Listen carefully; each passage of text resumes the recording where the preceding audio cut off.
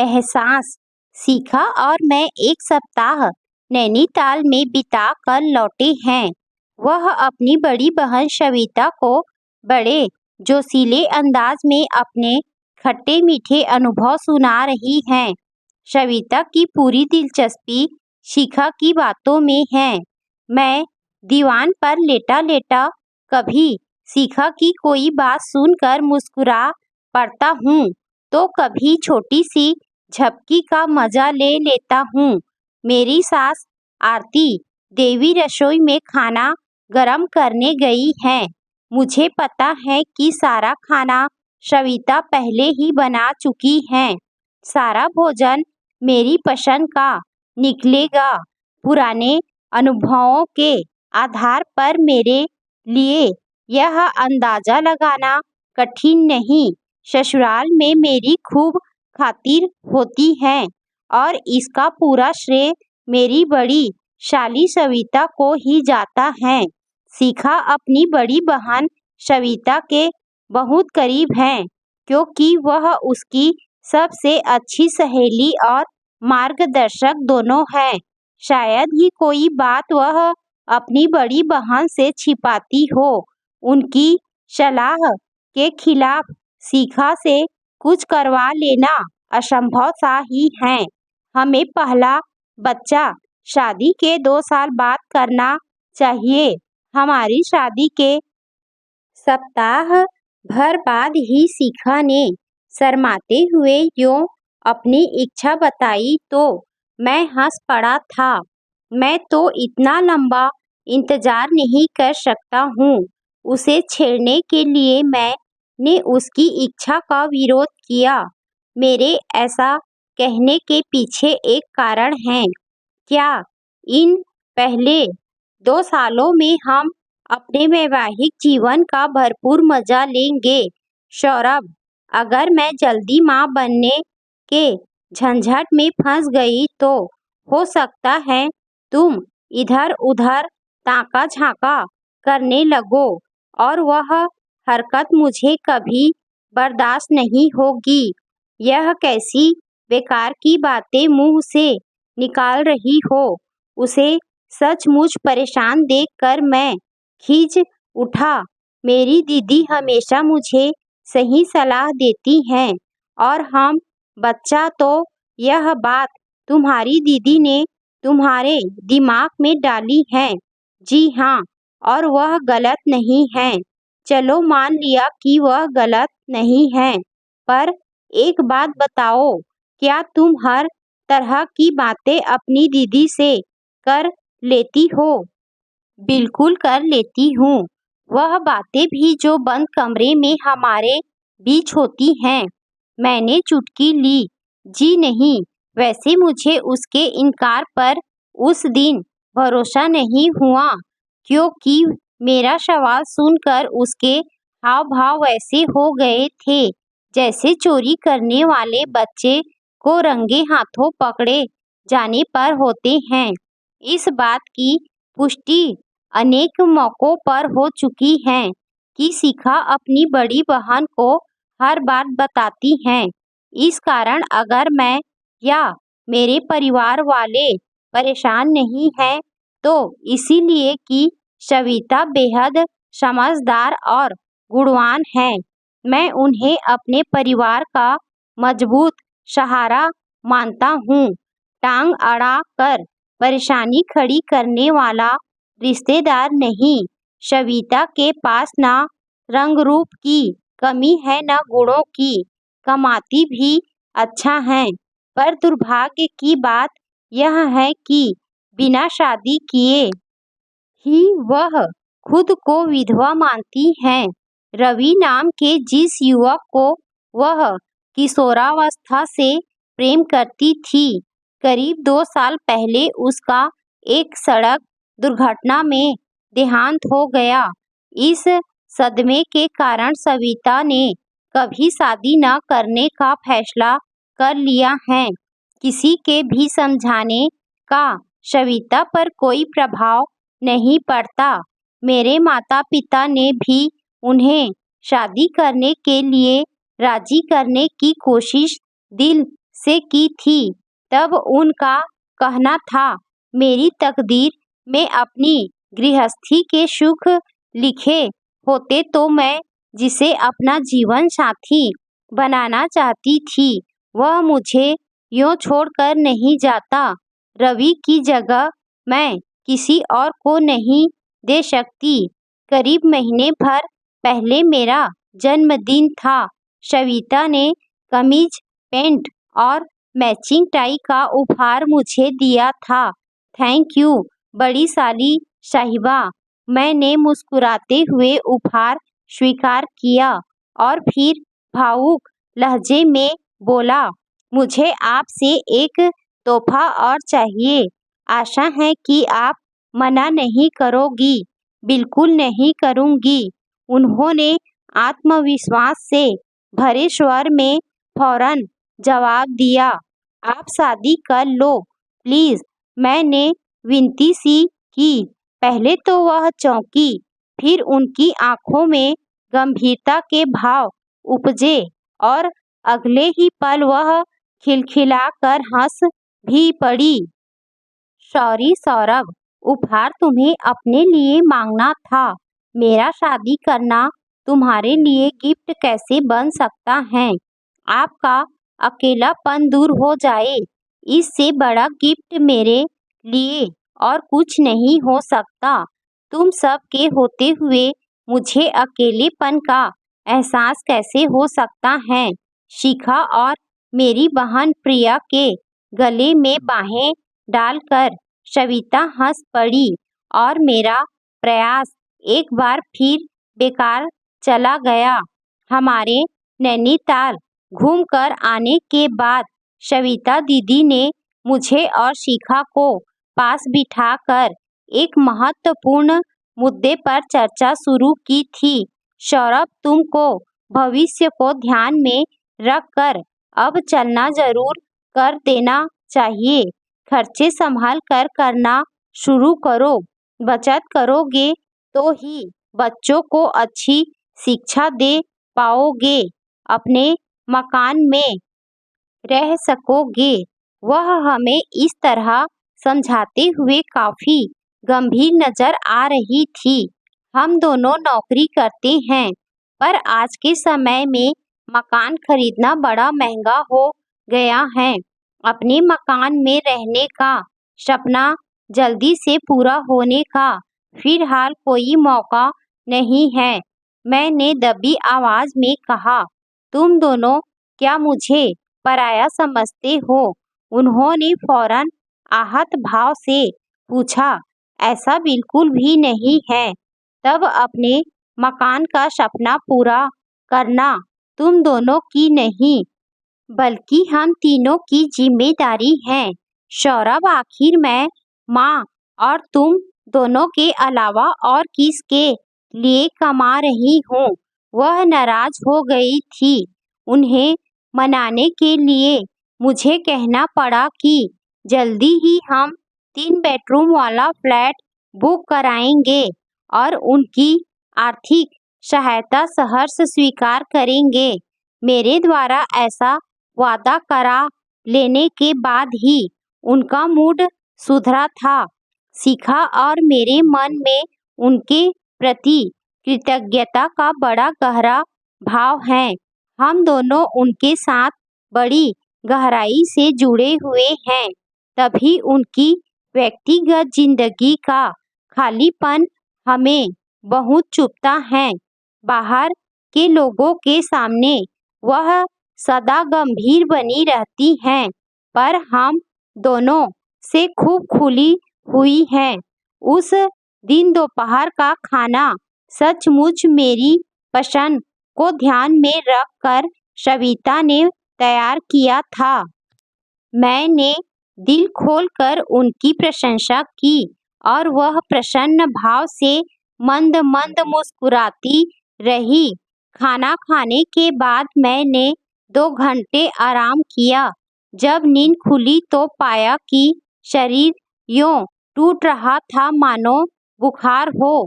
कुछ देर बाद ठंड लगने लगी और घंटे भर के भीतर पूरा शरीर भट्ठी की तरह जलने लगा। सविता दीदी जिद करके मुझे शाम को डॉक्टर के पास ले गई। हमें रात को घर लौट जाना था, पर उन्होंने जाने नहीं दिया। ज्यादा परेशान मत होइए आप, मैंने उन्हें समझाते हुए कहा। इस मौसम में यह बुखार मुझे हर साल पकड़ लेता है। 2-4 दिन में ठीक हो जाऊंगा। उनकी चिंता दूर करने के लिए मैंने अपनी आवाज में लापरवाही के भाव पैदा किए, तो वह गुस्सा हो गई। सौरभ, हर साल तुम बीमार नहीं पड़ोगे तो कौन पड़ेगा? उन्होंने मुझे डांटना शुरू किया। तुम्हारा ना खाने का कोई समय है, ना ही सोने का। दूध से तुम्हें एलर्जी है। फल खाने के बजाय तुम टिक्की और समोसे पर खर्च करना बेहतर मानते हो। अब अगर तुम नहीं सुधरे तो मैं तुमसे बोलना बंद कर दूंगी। दीदी आप इतना गुस्सा मत करो।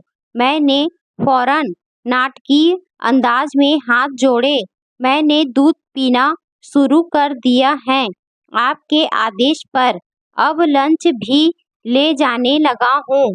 वैसे एक बात आप मेरी भी सुन लो, अगर कभी सचमुच आपने मुझसे बोलना छोड़ा तो मैं आमरण अनशन कर दूंगा। फिर मेरी मौत की जिम्मेदार। सविता ने आगे बढ़कर मेरे मुंह पर हाथ रख दिया और मेरे देखते ही देखते उनकी आंखों में आंसू छलक आए। इतने खराब शब्द फिर कभी अपनी जबान पर मत लाना सौरभ। किसी अपने को खोने की कल्पना भी मेरे लिए असहनीय पीड़ा बन जाती है। उनका गला भर आया। I am sorry. भावुक होकर मैंने उनका हाथ चूमा और माफी मांगी। उन्होंने अचानक झटका देकर अपना हाथ छुड़ाया और तेज चाल से चलती कमरे से बाहर निकल गई। मैंने मन ही मन पक्का संकल्प किया कि आगे से ऐसी कोई बात मुंह से नहीं निकालूंगा जिसके कारण सविता के दिल में रवि की याद ताजा हो और दिल पर लगा जख्म फिर से टीसने लगे। अगले दिन सुबह भी मुझे तेज बुखार बना रहा। शिखा को ऑफिस जाना जरूरी था। मेरी देखभाल के लिए सविता ने फौरन छुट्टी ले ली। उस दिन सविता के दिल की गहराइयों में मुझे झांकने का मौका मिला। उन्होंने रवि के बारे में मुझे बहुत कुछ बताया। कई बार वह रोई भी। फिर किसी अच्छी घटना की चर्चा करते हुए बेहद खुश हो जाती और अपने दिवंगत प्रेमी के प्रति गहरे प्यार के भाव उनके हाव भाव में झलक उठते। मुझे नहीं लगता कि सविता ने मेरे अलावा कभी किसी दूसरे से इन सब यादों को बांटा होगा। उन्होंने मुझे अपने बहुत करीब समझा है। इस एहसास ने मेरे अहम को बड़ा सुख दिया। शाम को मेरी तबीयत ठीक रही, पर रात को फिर बुखार चढ़ गया। शिखा भी अपने आप को ढीला महसूस कर रही थी, सो वह मेरे पास सोने के बजाय अपनी माँ के पास जा कर सो गई। सविता को अब 2 मरीजों की देखभाल करनी थी। हम दोनों को उन्होंने जबरदस्ती थोड़ा सा खाना खिलाया। वह नहीं चाहती थी कि भूखे रहकर हम अपनी कमजोरी बढ़ाएं। रात 11 बजे के आसपास मेरा बुखार बहुत तेज हो गया। सब सो चुके थे, इसीलिए मैं चुपचाप लेटा बेचैनी से करवटें बदलता रहा। नींद आ रही थी, पर तेज बदन दर्द के कारण मैं सो नहीं सका। शायद कुछ देर को आंख लग गई होगी, क्योंकि मुझे न तो सविता के कमरे में आने का पता लगा और न ही यह कि उन्होंने कब से मेरे माथे पर गीली पट्टी रखनी शुरू की। तपते बुखार में गीली पट्टियों से बड़ी राहत महसूस हो रही थी। मैं आंखें खोलने को हुआ कि सविता ने मेरे बालों में उंगलियां फिराते हुए सिर की हल्की मालिश शुरू कर दी। इस कारण आंखें खोलने का इरादा मैंने कुछ देर के लिए टाल दिया। जिस बात ने मुझे बहुत जोर से कुछ देर बाद चौंकाया वह सविता के होठों का मेरे माथे पर हल्का सा चुंबन अंकित करना था। इस चुंबन के कारण एक अजीब सी लहर मेरे पूरे बदन में दौड़ गई। मैं सविता के बदन से उठ रही महक के प्रति एकदम से सचेत हुआ। उनकी नजदीकी मेरे लिए बड़ा सुखद एहसास बनी हुई थी। मैंने झटके से आंखें खोल दी। सविता की आंखें बंद थी। वह न जाने किस दुनिया में खोई हुई थी। उनके चेहरे पर मुझे बड़ा सुकून और खुशी का भाव नजर आया। सविता अपने माथे पर रखे उनके हाथ को पकड़कर मैंने कोमल स्वर में उनका नाम पुकारा। सविता फौरन अपने सपनों की दुनिया से बाहर आई। मुझसे आंखें मिलते ही उन्होंने लाज से अपनी नजरें झुका ली। अपना हाथ छुड़ाने की उन्होंने कोशिश की पर मेरी पकड़ मजबूत थी। सविता तुम दिल की बहुत अच्छी हो, बहुत प्यारी हो, बड़ी सुंदर हो। इन भावुक शब्दों को मुंह से निकालने के लिए मुझे कोई कोशिश नहीं करनी पड़ी। जवाब में खामोश रहकर वह अपना हाथ छुड़ाने का प्रयास करती रही। एक बार फिर मैंने उसका हाथ चूमा तो उन्होंने अपना हाथ मेरे हाथ में ढीला छोड़ दिया। मैं उठकर बैठ गया। सविता की आंखों में मैंने प्यार से झांका। वह मुझसे नजरें न मिला सकी और उन्होंने आंखें मूंद ली। सविता का रूप मुझे दीवाना बना रहा था। मैं उनके चेहरे की तरफ झुका। उनके गुलाबी होठों का निमंत्रण अस्वीकार करना मेरे लिए असंभव था। मेरे होठ उनके होठों से जुड़े तो उसे तेज झटका लगा। उनकी खुली आंखों में बेचैनी के भाव उभरे। कुछ कहने को उनके होठों फड़फड़ाए पर शब्द कोई नहीं निकला। सविता ने झटके से अपना हाथ छुड़ाया और कुर्सी से उठकर कमरे से बाहर चल पड़ी। मैंने उन्हें पुकारा पर वह रुकी नहीं। मैं सारी रात सो नहीं सका। मन में अजीब से अपराध बोध व बेचैनी के भावों के साथ साथ गुदगुदी सी भी थी। अगले दिन सुबह सविता अपनी माँ और शिखा के साथ कमरे में आई। मैं काफी बेहतर महसूस कर रहा था।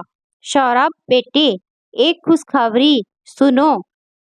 सविता ने शादी के लिए हाँ कर दी है। यह खबर सुनाते हुए मेरी सास की आंखों में खुशी के आंसू उभर आए। अरे यह कैसे हुआ? मैंने चौंक कर सविता की तरफ अर्धपूर्ण दृष्टि से देखा। मुझे अचानक एहसास हुआ कि मेरे अंदर की औरत जिसे मैं मरा समझती थी जिंदा है और उसे जीने का भरपूर मौका देने के लिए मुझे अपनी अलग दुनिया बसानी ही पड़ेगी। सौरभ, सविता ने मुझसे बेधड़क आंखें मिलाते हुए जवाब दिया। आपका फैसला बिल्कुल सही है। बधाई हो। अपनी बेचैनी को छिपाकर मैं मुस्कुरा पड़ा। थैंक यू सौरभ, तुमने रात को मेरी आंखें खोलने में जो मदद की है उसके लिए मैं आजीवन तुम्हारी आभारी रहूंगी। सविता सहज भाव से मुस्कुरा उठी। सौरभ, ऐसा क्या समझाया तुमने जो दीदी ने अपना कट्टर फैसला बदल दिया? शिखा ने उत्सुक लहजे में सवाल पूछा। मैंने कुछ देर सोचने के बाद गंभीर लहजे में जवाब दिया। मेरे कारण सविता को शायद यह समझ में आ गया है कि टेलीविजन धारावाहिक या फिल्में देखकर या फिर किसी दूसरे की घर गृहस्थी का हिस्सा बनकर जीने का असली आनंद नहीं लिया जा सकता है। जिंदगी के कुछ अनुभव शेयर नहीं हो सकते, शेयर नहीं करने चाहिए। मैं ठीक कह रहा हूँ ना सविता जी? सविता से हाथ मिलाते हुए मैंने उन्हें एक बार फिर शुभकामनाएं दी। वह प्रसन्नता से भरी ऑफिस जाने की तैयारी में जुट गई। मैं भी अपने आप को अचानक बड़ा हल्का, तरोताजा और खुश महसूस कर रहा था। शिखा का हाथ अपने हाथों में लेकर मैंने सविता को दिल से धन्यवाद दिया क्योंकि उन्होंने मुझे बड़ी भूल व गलती की दल दल में फंसने से बचा लिया था। सविता के प्रति मेरे मन में आदर सम्मान के भाव पहले से भी ज्यादा गहरे हो गए थे।